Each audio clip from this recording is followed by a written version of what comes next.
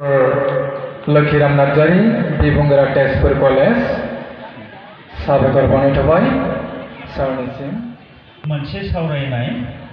फुंखा सुबुं महरै जोंहा हांख्रायनानै लाबोजाखादों डक्टर लोखिराम नार्जारी बिबुंगोरा तेजपुर कलेज। थारैनो जोबोद गोजोनथाव लाइमोन आफाद दुलाराय बाथौ गौथुमा बे मोनसे बिथांखिखौ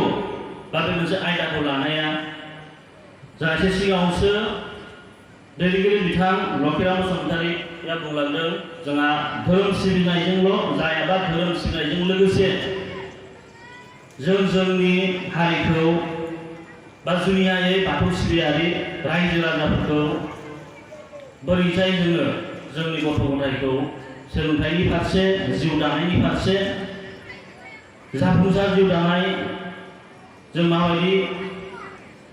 राहाजों गावखौ दैदेननो हागोन बा दानो हागोन बेफोरबायदि बिथांखि लानाया जोबोर बाख्नायजाथाव गोग्गाथाव आरो बेफोरबायदि आयदानि सायाव आरो बेफोरबायदि मोनसे गोजौ थाखोनि आफादाव आंखौ फुंखा सुबुं महरै लिंहरनायनि थाखाय आं जोबोर गावखौनो गाव गोजोननाय मोनदों आरो गोग्गानायबो मोनदों। आं सासे गावनो बाथौ सिबियारि। दा खोथाया जाहैबाय जाफुंसार जिउ होनोब्ला माबायदिखौ जोङो जाफुंसार जिउ बुंनो हागोन। मानोना जाफुंसार जिउनि बुंफुरलु बा खोथाया बिराद गिदिर। जों सोरबायदि मानसिखौ जों जाफुंसार बुंगोन बे मोनसे खोथा। हमनानै लाबाय जोंनि आसामाव बा बर'फोरनि गेजेराव जों दायो सरासनस्रायै साननानै लायो बा सरासनस्रा सुबुंफ्रा बा जोङो जे एसे गोजौ थाखोनि सरकारि साख्रिफोर मावोब्ला जों बेखौ जाफुंसार जिउ दानो हाबाय बा लानो हाबाय होननानै हमनानै लानो सानो, खिन्थु बियो जोबोर गोरोन्थि। मानोबा जाफुंसार जिउ बा रिसर्स पार्सन जायखौहाय फुंखा सुबुं बा मा होनो सुबुं धोन जोङो गुवार नोजोरजोंबो जोङो बेखौ बाहायबोदों आरो दुलाराय बर' फरायसा आफादाबो बे सुबुं धोननि खोथाखौ जोङो बुंबाय थादों बा बिसोरो बुंबाय थादों। रिसर्स पार्सनखौ जा माबायदि रोखोमनि मानसिखौ बुंगोन बे जोबोर मोनसे गेदेर बुंफुरलु जायखौ जोङो सरासनस्रायै बुंफुरलु होनो हाया बा बिनि डिफिनेसनखौ जों होनो गोब्राब जायो। मानो होनबा गामियाव थानाय सासे मोजां आबादारियाबो सासे जाफुंसार जिउ बियो दागासिनो दङ आरो बेबो सासे जोंनि थाखाय रिसर्स पार्सन मा होनो सुबुं धोन।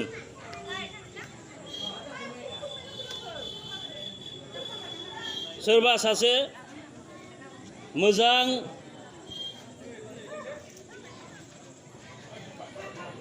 फालांगिगिरि जानो हागौ बिथाङा एसेबां माने जेनेबा सोलोंथाइ गैया, खिन्थु बियो फालांगि खालामनायाव जोबोर आखा फाखा, लोगोसेनो बियो गोबां समाजनि हमनो हायो बा जों लानो हायो। सासे गेदेर साख्रि मावनाय मानसि सोरबा IPS अफिसारानो जा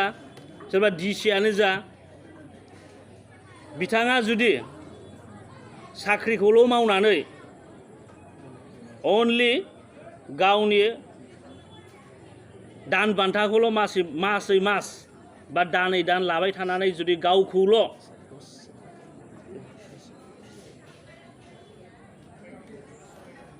अन्नानै दसे जोङो जोबोर जोंहा जाफुंसार जिउ बा सुबुं धोन जोंहा मोननैजों मोनसे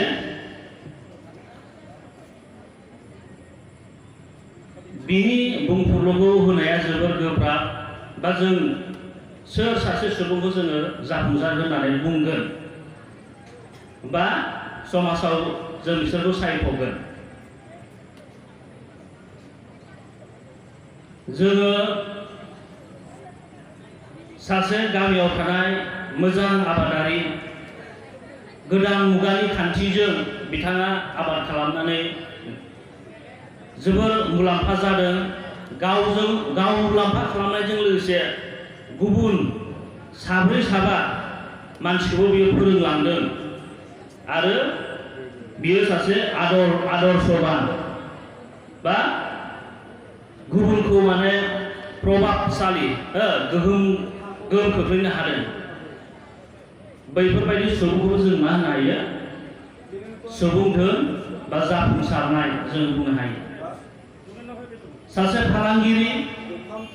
जायनाखि मोजां मुलाम्फा खालामनानै गोबां जेनेबा जौगाखांदों फालांगियाव, फालांगि खालामनायजों लोगोसे बियो गावनि न'खरजों लोगोसे समाजनि हाबाफारियावनो बे बाहागो लायो, हेफाजाब खालामो। बियो गावखौनो दिन्थिलांनो हादों ओनसोलाव जे सासे बियो मोजां फालांगिगिरि। बे गावजों लोगोसे गोबां साब्रै साबा मानसिखौ फोरोंलांनो हादों। लोगोसे गावनि फालांगियावहाय सरजाबना बिसोरनो एसे एनै दान बान्था होनोबो हादों। बेफोरबायदि मानसिखौबो जों मा बुंनो हायो? जाफुंसारनाय बा जों सुबुं धोन होननानै बुंनो हायो। नाथाय सोरबा गोजौ थाखोनि सरकारि साख्रि मावनाय, IPS अफिसारानो जा, DCआनो जा, बा इभेन जोंहा कलेज बा इउनिभार्सिटिनि लेक्सारारानो जा, बिथाङा जुदि समाजाव जेबो बिहोमायानो गैया, बिथाङा जुदिसो समाजाव लिंहरनायानो जा बा सोरबा बिथाङाव माबा मोनसे हेफाजाब बिहैबाबो बिथाङा सम गैया होननानै जुदि बुंहरोब्ला, गावनि बन्द समावबो बियो फैनो सोलाबाब्ला, जिखुनु फिल्डआव बियो समाजनि फारसे जेबो बिहोमा जुदि गैयाब्ला, गावनि दान बान्थाखौल' जुदि लानानै गावनि उदैखौल' बा न'खरखौल' दैदेनलाङोब्ला जों बिथांखौ जाफुंसार बुंनो हागोन नामा? बियो सासे आदर्शवान नङाब्ला बेबो मोनसे गेदेर सोंलु। जों बिथांखौ जाफुंसारनाय बुंनो हागोन ना हाया? मानो होनबा आं एसे सिगां बुंदों, जाफुंसारनाय बा सुबुं धोन बिनि बुंफुरलुआ जोबोर गेदेर। जों जिखुनु फिल्डआवनो जों जाफुंसारनो हायो। आबादारियानो जा, फालांगियानो जा, फोरोंगिरियानो जा, डक्टरानो जा, इन्जिनियारानो जा, जोङो मा गासैबो फिल्डआव जोङो जाफुंसार जानो हागोन। आरो जोङो गावनि उदैखौ बा गावनि न'खरखौ दैदेननायजों लोगोसे जों समाजनोबो माबा मोनसे गथायलांनो हानाय बा सासे आदर्शवान मानसि जानो हाबासो जोङो मा बै मानसिखौ जों जाफुंसारनाय बा सुबुं धोन हिसाबै जों गनायना लानो हागोन।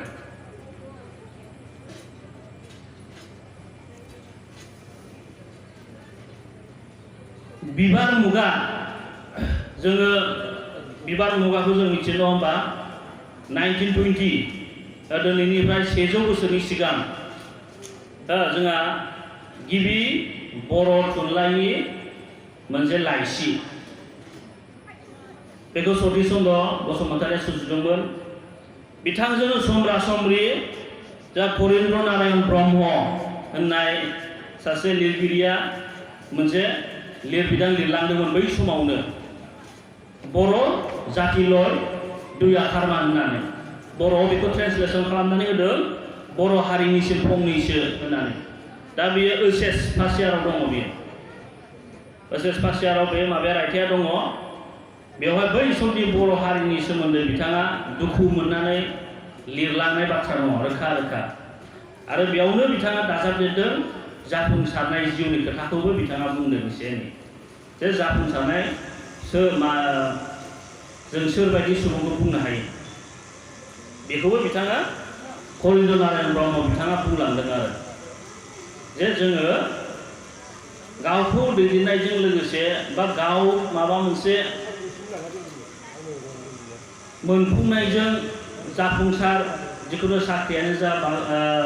बाख्रियानो जा आबादारियानो जा फोरोंगिरियानो जा डक्टरानो जा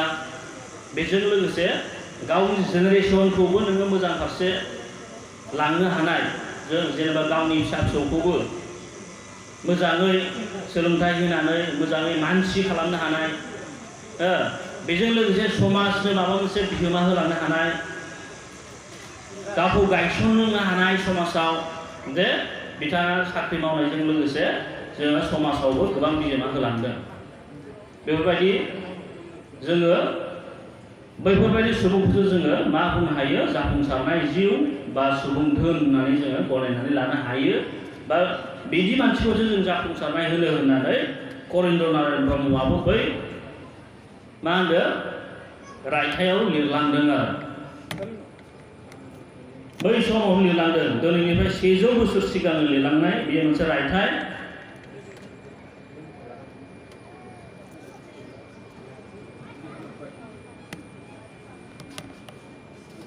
जोंहा गोदोनिफ्रायनो जेनेबा दिनैनिफ्राय 100 बा 150 बोसोरनि सिगांनि बर'फोरनि थासारि बा दिनैनि थासारि गोबां सोलाय सोल' जाबाय गेजेराव दिनैनिफ्राय 100 बोसोरसो सिगां जोंनि बाथौ धोरोमा जोबोर मोलेले जाबायमोन गुबुन धोरोमनि बिहोमायाव मा होनो बेयाव जोङो बेरफ्रुनायाव बा लोमसावनायाव ओरैनिबो मोनथाम मोनब्रै धोरोमा बर'खौ मन'ग्लाबजोबदोंमोन बै समाव दिनैनिफ्राय 100 बोसोरसो सिगां बाथौ धोरोमखौ सोरबायदि मानसिया लाखिबोदों जायनाखि गामि सिङाव थाबोनाय जायनाखि दैदेनगिरि बेफोरबायदि न'खरनिफ्राय बै समाव दैदेनगिरि गैयामोन लेखा गोरों गैयामोन बै जिखुनु माने टाउन फारसे बा लेखा फरायनाय रोंनाय जोंहा बाथौ धोरोमनि मानसिफोरनाव गैयामोन जों होननानै जों बुंनो हायो दिनैनिफ्राय 100 बा 150 बोसोरसो सिगां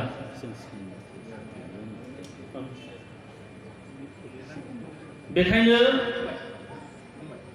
मा जायो दिनैसिमबो गुबुन धोरोमनि रुजुथाय हिसाबै जोंनि बाथौ धोरोम सिबियारिफोरनि लेखा फरायनायनि हार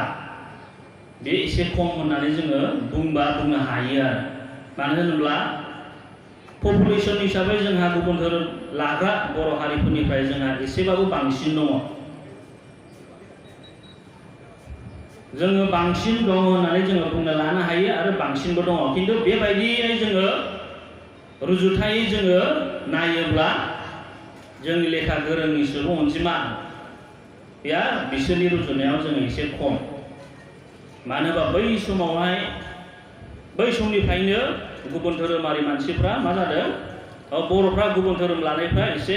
फरायनाय लेखा गोरों नोंसोरो सिगां 100 बोसोरसोनि सिगां दैदेनगिरिफोरनि बिसोरनि धोरोम सिबिनायनि सोमोन्दै नोंसोर नायोब्ला नुहुरगोन बांसिनानो जेनेबा बाथौ धोरोम सिबियारि नङामोन जेनेबा सिगांनि बांसिनानो आरो जियानो जादोला मानो बे मोनसे जोंनो फोरोंथाय होनानै गालांबाय बा लेसन होनानै गालांबाय बा बिनि उनावनो जोंनि बाथौ धोरोमखौबो बै समनि जोंनि बाथौ धोरोमनि दैदेनगिरिफ्रा फोसाबनाय महराव लाबोनानै बा दिनैनि फर्मावहाय बा महराव जों लाबोनानै मोनसे बर'फोरनि गेजेराव बयनिफ्राय मोजां मोनजाथाव बा मोजां मोनसिनजाथाव मोनसे धोरोम हिसाबै जोङो दा गायसननो हाबाय बै समाव नोंथांनि खुगानिफ्राय ओंखारनाय मथेब्ला नोंथांनि बिमा बिफाया जिहेतु सासे मैगं बेफारिमोन बै मैगं बेफारि समाव नोंथांनि फरायनायनि थाखाय माबाफोर रां दोनथुमबायदोंमोन नामा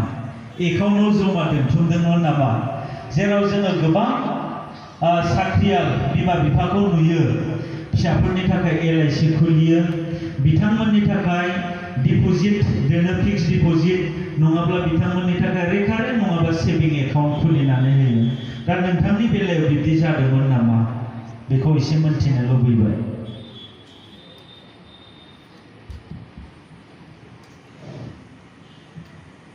बेबायदि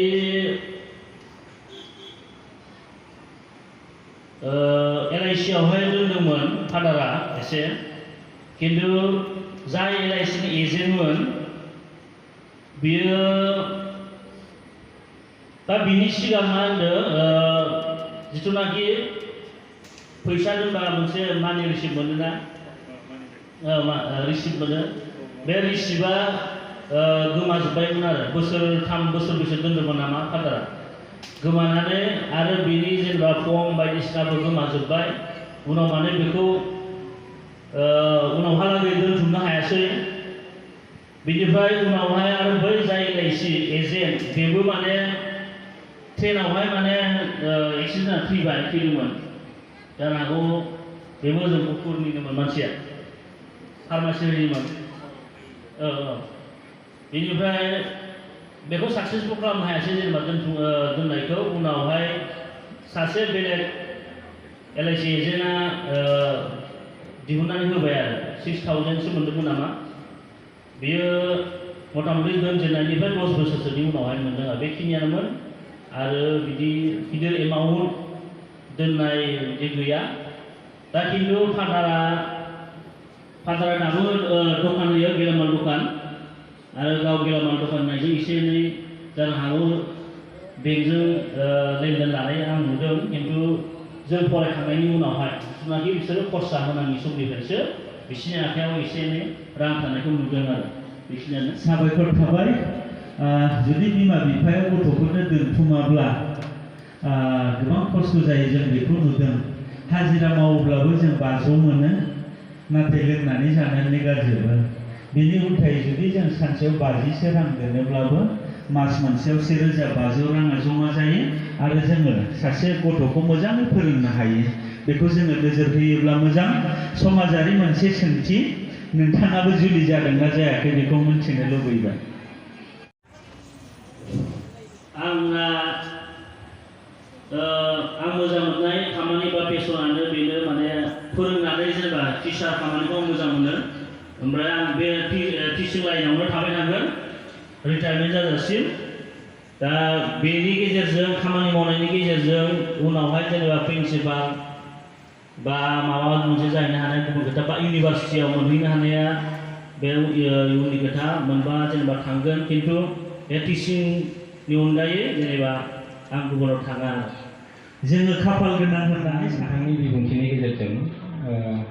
राङापारानि माइनर स्ट्रिट बे गेजेर फरायसालियाव फरायनानै बाटासिफ्राव नोंथाङा हाइ स्कुलखौ फरायफैदोंमोन बे समसिमबो नोंथांनि न'खरनि जि फाइनान्सियेल रांखान्थि फाइनान्सियेल अबस्थायाव उइकमोन लोरबांमोन होनब्लाबो दि नोंथाङा दिनै तेजपुर कलेजनि सासे बिबुंगोरा जाहैबाय सासे लेक्सारार जाहैनो हाबाय आरो डक्टर बिमुंखौ नोंथाङा मोननो हाबाय बेयाव नोंथाङा बेसेबांखिनि लाइफआव स्ट्रागल जादोंमोन बेखौ जोंनि लाइमोनफोरनो खोन्थाना होयोब्ला जों गोजोननाय मोनगोन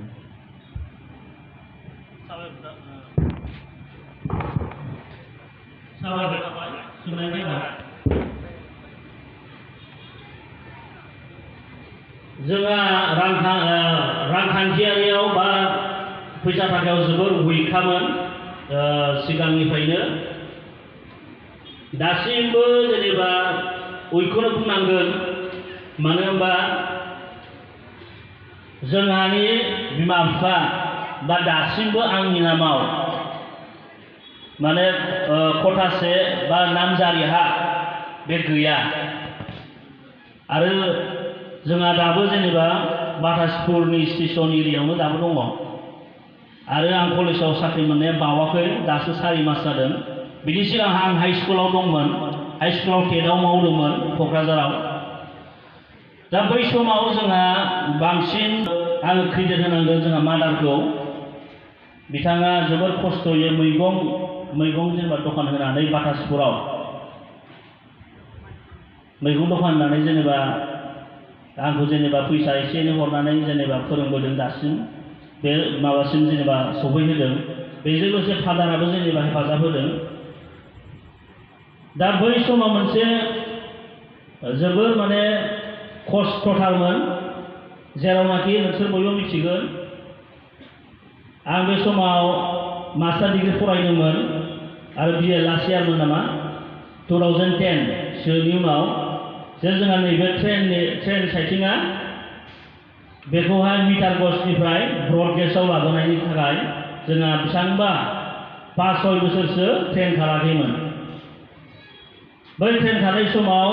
मादार आरो फादारा राङापारायाव मैगं लाङोमोन फानहैयोमोन ट्रेनजों बा ट्रेनजों फैफिनोमोन खिन्थु बे ट्रेन साइथिंखौ उठायनायनि उनाव माजों लाङो बाटासिपुर बा ढेकियाजुलि स्टेसननिफ्राय राङापारासिम खमसे खम 30 किल'मिटार बा बिनिफ्राय बांगोनसो मानो होनबा गेजेराव मोनथाम स्टेसन दङ बेलस्रि मिसामारि निउ मिसामारि मोनथाम स्टेसन दङ बेखौ बिसोरो सानैजों जेनेबा मादार फादारा साइकेलजों लाङोमोन आरो लांनानै फाननानै फैफिनोमोन बे मोनसे जोबोद स्ट्रागोल बेखौ बे खोथाखौ दिनै बेयाव सोंनायनि थाखाय आङो गावनि पार्सनेल खोथाखौबो आं बुंनानै होबाय खिन्थु बे खोथाखौ आङो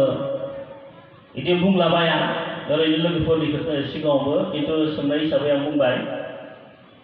दा बे जोबोर जेनेबा खस्थ'मोन लोगोसे आङो जेब्ला मास्टार डिग्री फरायदोंमोन गुवाहाटी इउनिभार्सिटियाव बै समाव 3rd सेमिस्टारनि एडमिसनखौ जोंहा सासे गामिनि एसे दैदेनगिरि मानसिनि नामखौ मख'ला आङो बिथांनाव एडमिसननि फैसाखौ एसे बुंदोंमोन आरो खिन्थु बिथाङा होनो हायासै जानो हागौ बै समाव गावनावबो गैयामोन नामा बेनिफ्राय दाहार लानानै हरबाय जेने थेने आङो बिदिनो 2 बोसोरखौ फरायबाय जेनेबा मास्टार डिग्रीखौ गुवाहाटी इउनिभार्सिटि हस्टेलाव थानानै दा बेवहाय 2 बोसोराव बोरै फैसाखौ हरखो जेनेबा गुवाहाटीयाव थानानै फरायनाय बा मास्टार डिग्री फरायनाया एसे जेनेबा खरसा जायो फोजोबनाय लोगो लोगो आङो साख्रि खोब नागिरदों इभेन आं कल सेन्टारावबो साननैसो मावदोंमोन बिनि उनावहाय 2013 आंनि मास्टार डिग्रीया 2012 आव जोबदों 2012 नि सेप्तेम्बरनिफ्राय बिनिफ्राय 6 माससो साख्रि नागिरनानै आङो प्रजेक्ट 2013 निफ्राय मावदों बिनिफ्राय मावनानै आङो बै समावनो मा खालामबाय रङियावहाय आङो बिएड लादों बै समाव 25,000ल'मोन आरो बोसोरसेल'मोन बिएडनि एडमिसना बे ओरै प्रजेक्टबो खालामदों मावदों जेनेबा बे साख्रि बायदियानो जेनेबा मान्थलि दान बान्था मोनोमोन बेखौहाय बिएड फरायखांनाय लोगो लोगोनो आं पिएइचडि नि चान्सबो मोनबाय आरो पिएइचडि आव आंहा जेनेबा नेट जिआरएफ दङमोन जायनाखि एमए पास जानाय लोगो लोगो जोङो होनो हायो इउजिसिआ खुंनाय बियो मोनसे एग्जाम बेयाव जुदि बुरजा मार्क्स मोनोब्ला जिआरएफ नेट मोनो आरो जिआरएफ नेट मोनोब्ला पिएइचडि एडमिसन लायोब्ला सरकारनिफ्राय सेन्ट्रेल सरकारनिफ्राय मान्थलि फैसा मोनो आङो 5 बोसोर पिएइचडि खालामनायावहाय दान बान्था हिसाबै 5 बोसोर मोनदोंमोन दा आं बेबायदिनो फरायबोदोंमोन आरो लोगोसे आंनि साबजेक्टआ बर'मोन बर'आवनो आं एमए खालामनाय बेनिफ्राय फकलर डिपार्टमेन्टआव आङो पिएइचडि खालामदों बिनि उनावहाय आङो सानबाय जे बर' आयदायाथ' कलेजाव बारा गैया खोब खम आरो जि कलेजाव दङ गासिबो हाबनानै दंखाजोबो पस्ट ओंखारबानो बिसोरनो लागोन बेबायदिखौ आं मोनदांनानै आङो टेट एग्जामखौ मोजां लिरदोंमोन बै समाव पिएइचडि खालामबाय थानाय समावनो एलपिनि टेटखौबो आं पास खालामदों आरो बिनि उनावहाय आरो हाई स्कुल टेटखौबो पास खालामबाय बिनिफ्राय 2021 आव आङो हाई स्कुलावहाय साख्रि मावबाय जेनेबा क'क्राझार सेरफांगुरियाव दा बिनि बे बोसोरावनो 2020 बा 2020 आङो PhD आंना जोब्बायमोन बा आङो रिजाल्टखौ मोनबायमोन आरो बेनिफ्राय आङो बावैसो बे बोसोरनि जुन दाननिफ्रायसो आङो तेजपुर कलेजाव जइन जादों आरो इन्टारभिउआवहाय जिरायनानै आं बेवहाय मोनहैदों आरो बारा गोबाव जायाखै तेजपुराव मावनाया बिनि सिगां आङो हाइ स्कुलावसो मावदोंमोन आरो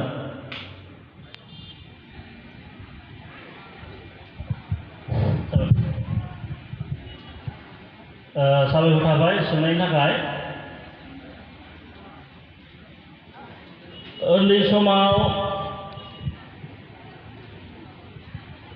आङो सिगां माने मोजां फरायसा नङामोन LP आव थानाय समावहाय गाज्रिमोन जेनेबा एभारेजनिफ्रायबो एसे गाहायावबावमोन जेनेबा बेनिफ्राय धोरोम हिसाबै आं उन्दैनिफ्राय नुबोदों जोंहा बाथौ धोरोमानोमोन जेनेबा मादारनि न'खरा फेमिलिया ब्रह्म किन्तु फादारनिया जेनेबा बाथौमोन आरो दा बेखायनो न'खराव जोंहाबो बाथौखौनो बै समनिफ्रायनो आं नुबोबाय थादों बुंनो थाङोब्ला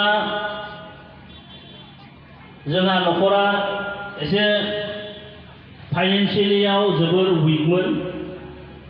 आरो ओरैबायदि स्कुलाव जों फरायबोदों जाय स्कुला LP नि अनगायै ME आरो हाई सेक्सना आं फरायबोनाया दासिमबो सरकारि जायाखै दाबो भेन्सारावनो दङ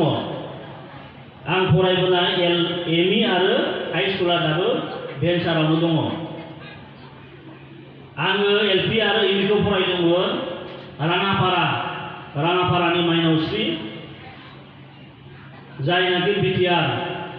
गोरोबथानि उनाव बांसिन बे जायगाया मख'जादों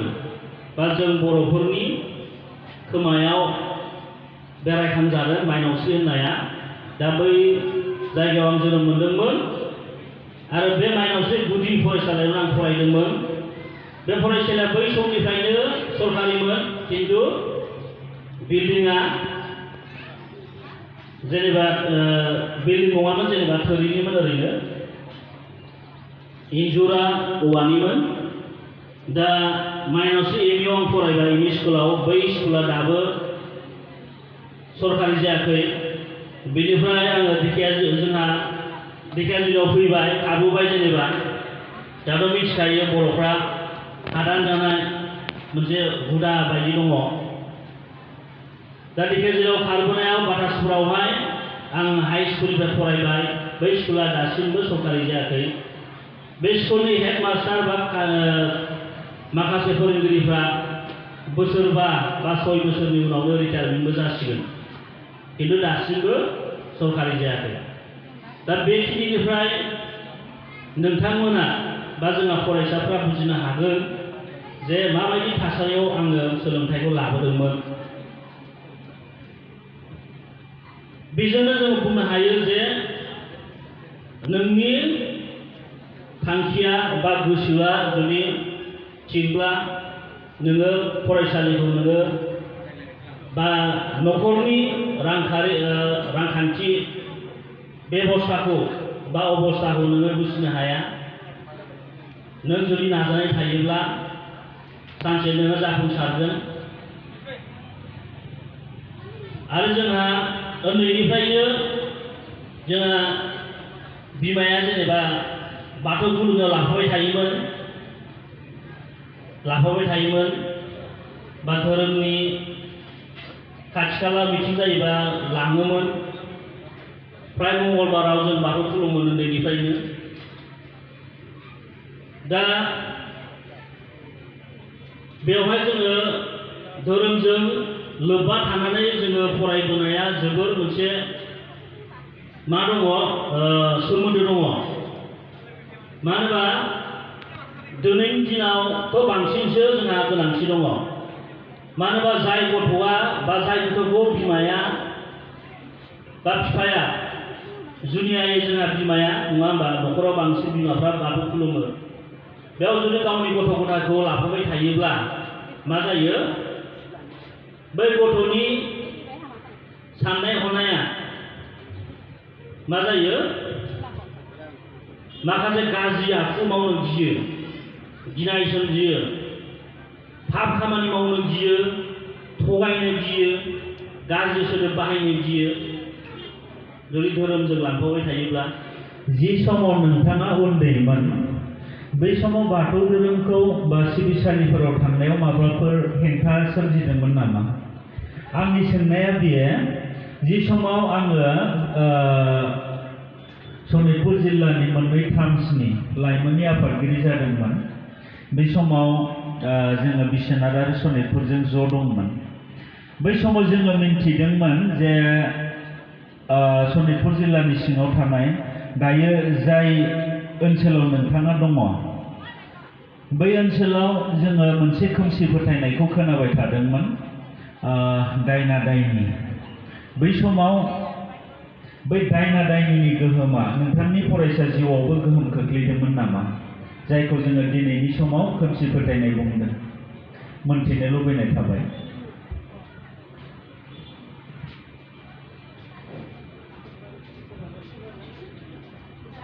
गोहोमाथ' बै समाव दङमोन, गैया नङा गोहोम खोख्लैदों। मानो होनबा जोंहा बै समाव जोंनि ओनसोलाव जेनेबा 2005नि सिगां बै समावहाय जोंनि ओनसोलाव जेनेबा एरियायाथ' गोदानखा, बर'फ्रा गोदानै थांनाय 1996नि उनावसो जेनेबा ढेकियाजुलि ओनसोलाव ओरै साहा फारसे हादान खुलिनाय। आरो जोंहा बे स्टेसन एरियायावनो दङ, जेनेबा दाबो दङ। बेनिफ्राय बेवहाय बेबायदि थासारिया सोमजियाखै नङा, सोमजिदों। आरो बे साइडनिफ्रायनो थांनानै माखासे जोंनि बाथौ दैदेनगिरिफ्रा अरायसर बा बिदि टंला खैराबारि बे साइडनिफ्रायनो थाहैनाय माखासे सुबुंफ्रा बांसिन बाहागो लादों जेनेबा फोसाबनायनि बेलायावहाय, बा जोंनि दानि बे फोसाबथाय मोनसे बाथौ धोरोमखौ जोंहा फोसावनायाव बेयाव गुलाय गुजाय जादों, माखासे जानायखौ जोङो खोनादों बा नुदों। खिन्थु दायो बेफोरो खमायबाय। आरो जोंनि गामियावबो बा जोंनाथ' जेनेबा एसे सेन्टार एरिया जायो, बेयावबो गोबावसै जाबाय बाथौ थानसालि गामियाव गायसननाया। बेयाव सानफ्रामबो मंगलबारावहाय जोंहा बाथौ आर'ज जाबाय थायो। आरो बै आङो गोसोआव थानाय हिसाबै आं कलेज फरायनाय समनिफ्रायनो जोङो मा होनो गामियाव थायोब्ला जोङो बाथौ थानसालियाव बांसिनानो जोङो थाङोमोन आरो।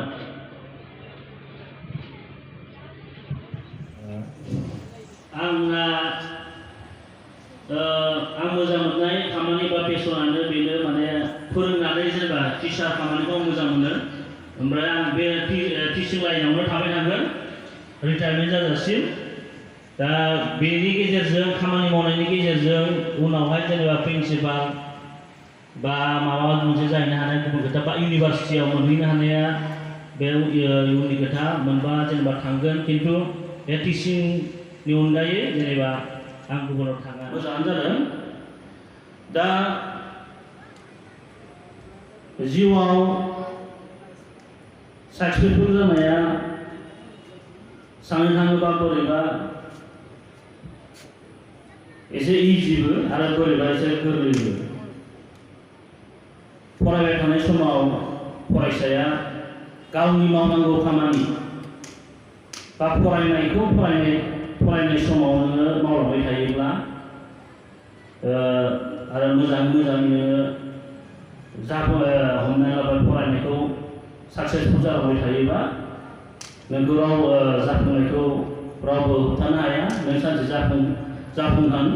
बा जाफुंसारगोन। आरो लोगोसे जेब्लायबो नुवाथारि आनान गसाइखौ नों लोगोसे लांफाबाय थानांगोन, खुलुमनांगोन, सिबिनांगोन। मानोना बेजोंसो नोंनि गोसोआ गोथार जागोन, पिउरिफाइ जागोन। नों मालाबा माबा मोनसे अफेन्स साननाय बा नोंनि गोसोआ मैला बेफोरखौहाय जोङो इसोर सिबिनायनि गेजेरजों जोङो सोदांनो हायो बा पिउरिफाइ खालामनो हायो। नोङो नाजायोबा जाफुंसारगोन बिनि थाखाय खस्थ' खालामनांगोन आरो जिउआव नोङो टाइम मथे सम मथे मावलांबाय थायोबानो जाफुंसारनाया फैयो। दा आं जिउआव बयनिख्रुइ आंनि बा दासिम आं सफैनो हानाय सोरनि थाखाय आं बिसिम सफैनो हादों होननानै बुङोब्ला आं जोंनि बिमाखौनो आं होगोन जा मादारखौनो। मानो होनबा मादारा सिगां थाग्रोगोन बिनि उनावसो बिफा जेनेबा जोंहा मादारासो जेनेबा हमना लाबाय आंखौ गासिबो बेलायावहाय LP स्कुलनिफ्राय लानानै एडमिसन हैनायनिफ्राय लानानै आप टु हाई सेकेन्डारिसिम रुम नागिरनायसिम मादारा मावनानै होजोबोमोन आङो। आं हाई सेकेन्डारि फार्स्ट इयाराव फरायनाय समावबो आं गावनि रुमखौ नागिरनानै जेबो लानो रोङाखैमोन बा असुबिदा मोनोमोन बे समाव। दा बिमायासो नागिरनानै होयोमोन ढेकियाजुलि टाउनाव। दा बे हिसाबै फरायनायनि बेलायाव फोरोंनायनि बेलायाव लामा दिन्थिगिरि बा रांखावरिनि बेलायावबाबो जोंहा मादारा एसे सिगां जादों हेफाजाब होनायाव। बेखायनो आङो मादारखौनो साबायखर बावनो सानदों बे जौसांनि गेजेरजों। आरो बेनोसै जोंहा साख्रि बाख्रिखौ जुदि लानानै जोङो जाफुंसारनाय बा नों गावखौ जेबो दानो सानोब्ला साख्रि बाख्रिया एसेबां गोरलै नङा मोननो। नाजाबानो नोङो इन्ट्रेन्स बा जिखुनु जाया नोङो